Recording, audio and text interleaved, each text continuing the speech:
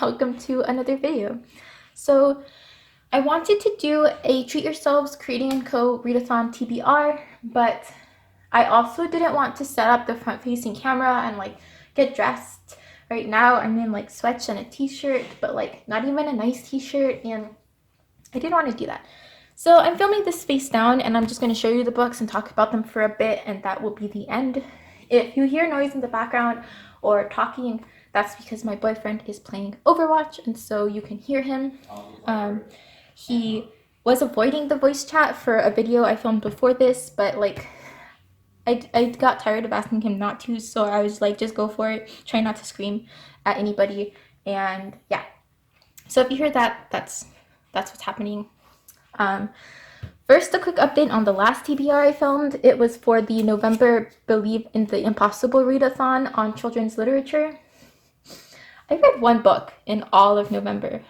I read A Darkness of Dragons by P.A.S.A. Patrick or something like that, and it was the only book I read for that readathon and in the month of November. That's why I'm not even bothering with like any kind of wrap-up video for November or anything like that.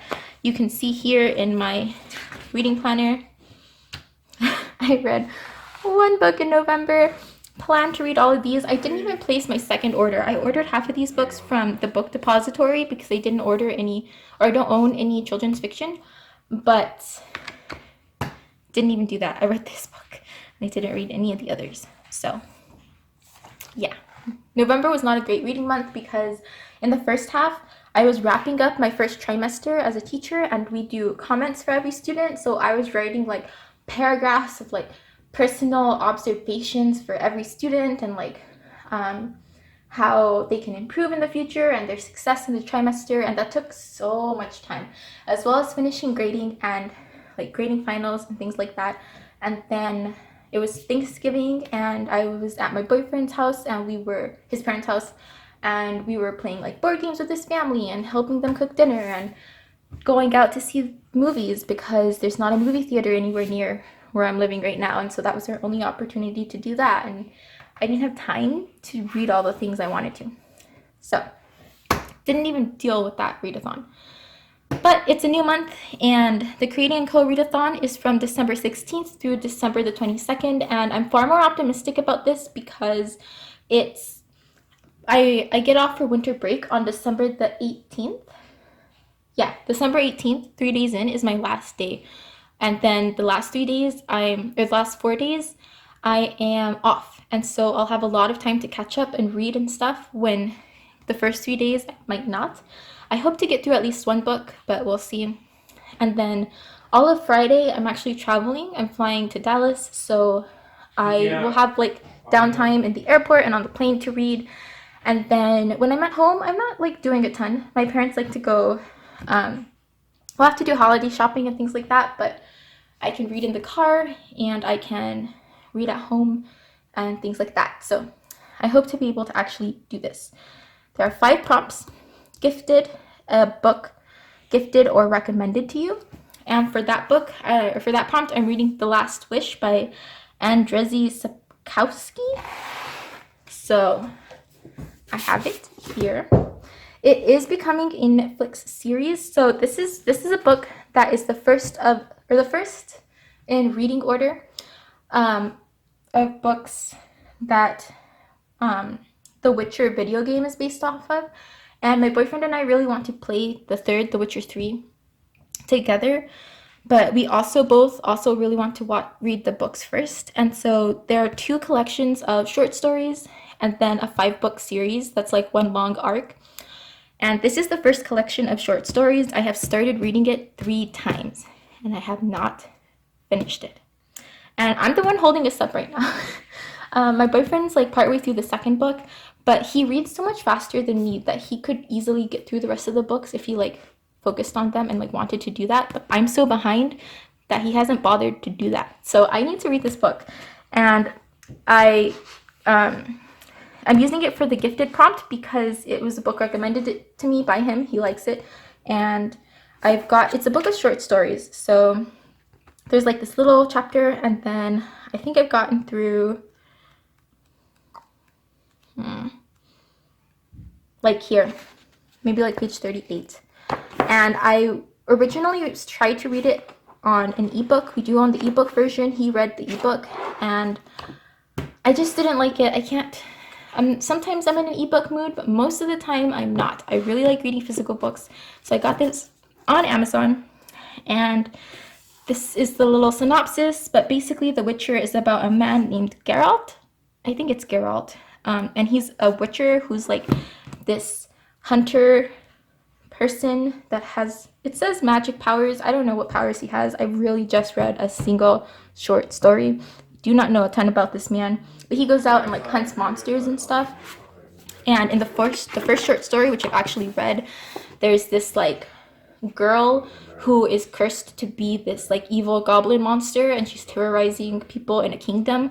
Very reminiscent of Beowulf, actually, where in Beowulf you have this creature who's terrorizing a town, and then Beowulf, the hero, comes in and like fights the monster to save the town. That's like what's happening in this first book. I don't know if that's intentional, but like it is. So that was interesting to be familiar with that, and also to be able to connect anything that I have learned in a college literature class to something else, you know, like that's just some interesting background and a connection that I was able to make because I took a class once that had me read Beowulf. So that was interesting. And then, yeah, so that's all there is to say about this book. I have the paperback. I think I bought it for like $8 on Amazon. And I'm excited to finally finish it. I really thought for sure that in August I was going to finish this book.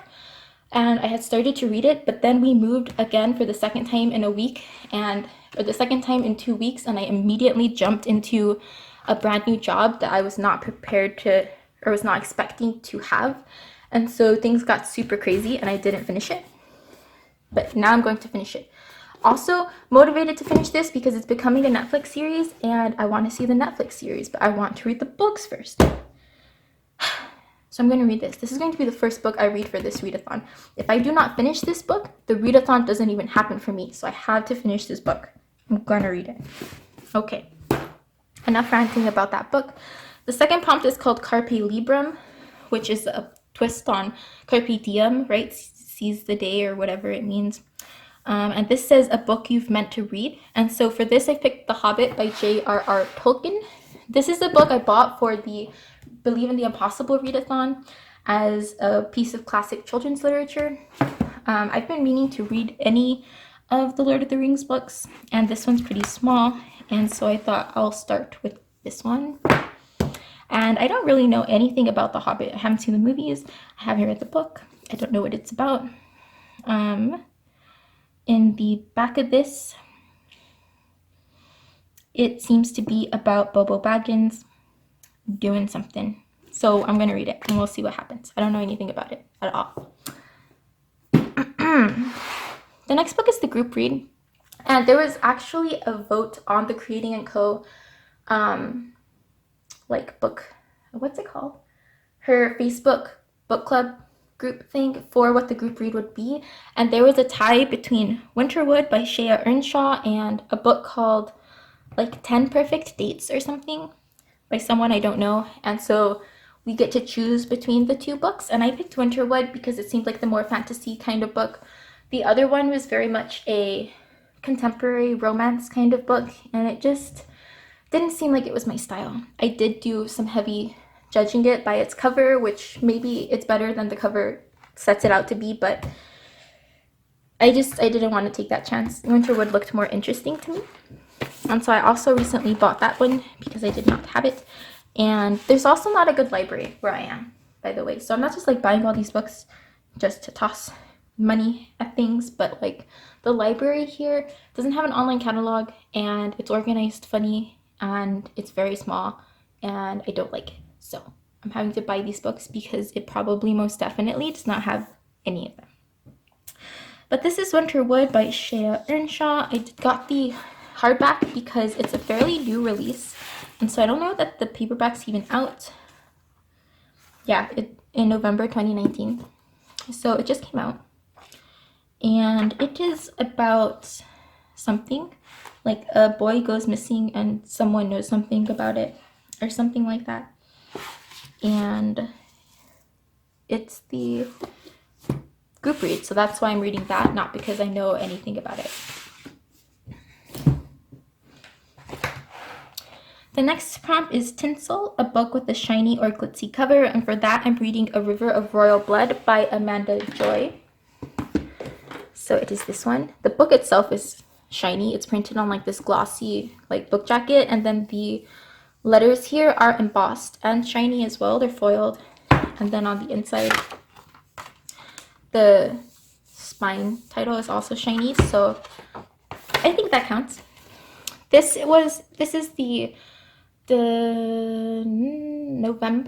November Fairy Loot book, and so I just got this one, and I really wanted to fit the Fairy Loot books into this prompt because I am doing my best to read every Fairy Loot book I get in like a timely manner. I don't want them to stack up, because if they start stacking up, then I can't really justify keeping the subscription, you know, if I'm not reading the books.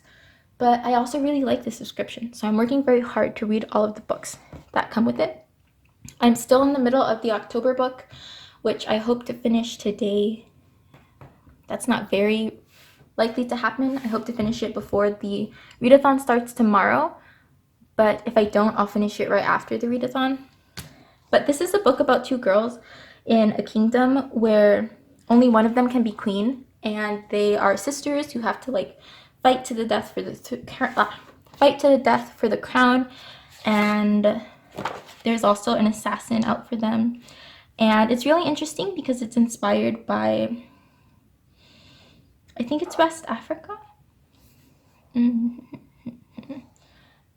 North African. It's a North African inspired fantasy world, which honestly is going to be quite refreshing because all the fantasy I've been reading lately has been very European and also very French. I don't even know what that's about. But the two Fairy Loot books before this one were both set in like the 1800s vibed worlds, with like one very much like French inspired, the other one taking place in New Orleans, but also very French inspired because there's a lot of French culture in New Orleans. And so both of those books had very similar settings. And then another fantasy book I recently read took place in a post like revolutionary situation, and like a revolution had happened to overthrow this like hierarchical monarchy, aristocratic kind of society thing that was also very European.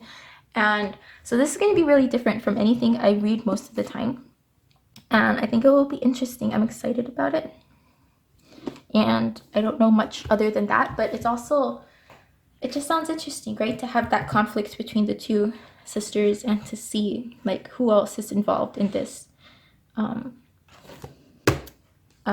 like conflict. This is also a Fairy Loot edition, so it has black sprayed edges, and I really like these. I think they're super pretty.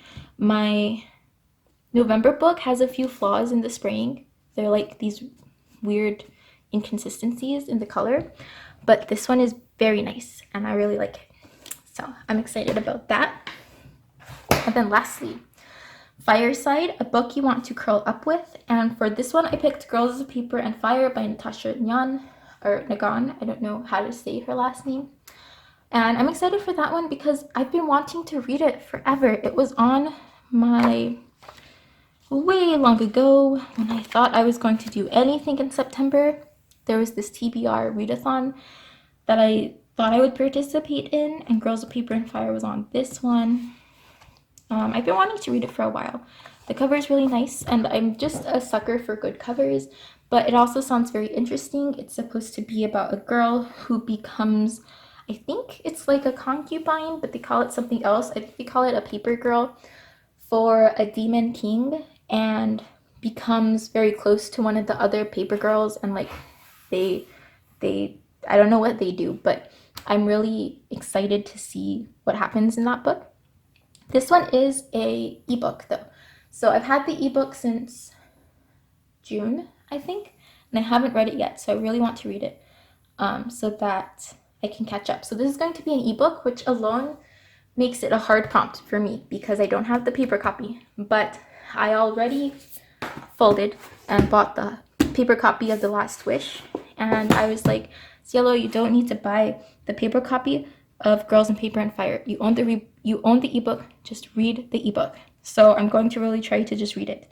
And it's also nice to have at least one ebook option because I can read ebooks on my iPad, which will be helpful when I'm traveling over the course of this readathon. So when I'm at the airport or at the plane or on the plane, sometimes it's easier for me to just have my iPad instead of like 2 or 3 physical books.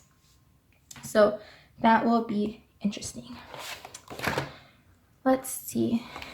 At the very end, I just want to update you on this notebook. So I haven't updated my shelves here in a while. I haven't updated this at all. I honestly hate these pages and I'm not using them. Also this one. Also this one. I did not read Rebel yet. I haven't finished rereading the Legend series. This technically goes with July, but I did not. I recoiled this planner. August, I was in the middle of a lot of things. I think I only really finished 2 books. And I started the Creating and Co-Discover New Worlds readathon, but I did not read it at all. I started Caraval and then just stopped. This was my first week at my new job when this readathon was happening, and so it just really wasn't going to be a thing. Then we have September, and I think I only read 1 book in September. Again, because I had just started my new job. You can see that I'm very inconsistent in whether I really use these pages. These are just notes. Yeah, I only read 1 book in September. October was a good reading month for me. I did a couple of books in October, which is not something that I usually do. I also was much better about keeping up with the weekly pages in October. I read 4 books in October, or I finished 4 books. Serpent and Dove, I had started the previous month. But yeah, I read a lot. I got a lot of books. October was a good reading month. November, like I said, nothing happened. I started A Darkness of Dragons, and I finished it, and then that's it. I started a couple more books, but did not finish them in November. And did not touch these pages at all. December is looking to be better. I finished a book at December when I started late November, and then I'm hoping to finish, the readathon books and then a couple others in December. And I've been a little iffy about keeping up with these pages as well. I'm filming on the 15th, so we'll see how well the rest of December goes. And that's where we are. In January, I'm still debating on whether I want to keep using these as weekly, daily kind of entries, or if I want to just use them as notes pages. So we will see how that goes. And then I have the whole rest of this to fill in. I have not been using the favorite quotes section very much. I don't know when I will try to fill that in. I really like the mini book reviews, and I kind of wish there were more of them because I think I might run out before the year's over. I haven't been using this or this. So I honestly might rip these pages out and then use the last few of these dot grids sections to have more mini book reviews, to just copy this layout over here. And then a pen test page and my pocket at the back where I keep my reading stickers, which include the Creating and Co. started reading and finished reading labels, these finished reading half boxes, and then these started and finished reading stickers that I made myself. And then this little journaling card that came in the order with this, these stickers. So I also have that back there. So that is a reading update along with my Treat Your Shelves Readathon TBR. If you're participating in this in this readathon, I would love to know what you are reading. If you also have a TBR video, definitely comment it down in the comments so that I can watch it. And let's see how far we get. I'll see you next time. Bye.